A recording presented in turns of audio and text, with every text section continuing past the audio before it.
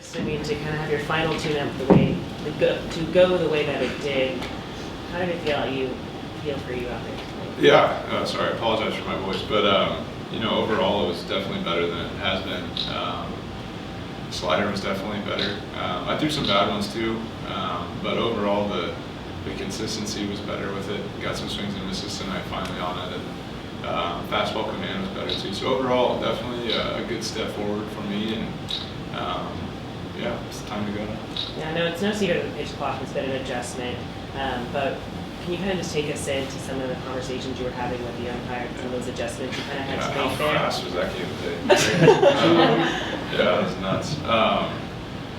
No, I think the one I deserved the infraction. The other one, my understanding was that with nobody on base, if I step off, it's no big deal as long as I throw the pitch within the time frame. And I stepped off and looked up, and there was 7 seconds, but the clock turned off. So I think it was more of like the clock should have just kept going. So it wasn't necessary. And then he tried to make his best judgment and thought that I wasn't going to make the pitch in time. But during the season, the pitch clock should just keep running. So he said it was kind of his judgment on that one. But I probably, I don't think I would get an infraction during the season if I threw it at that time. So. The other one, I just didn't see the science. It was just hard to see for me. First night game here in a while, so I gotta get used to that. But yeah, if you don't get the signs, I guess it's kind of in trouble. Yeah.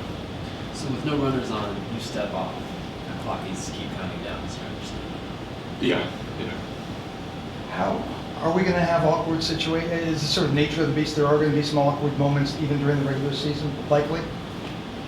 I wouldn't consider it awkward. I mean, I think we're used to it now. I think it's getting what we want. I mean, the game today was 2 hours and whatever minutes. So I mean, hopefully they sell enough beer.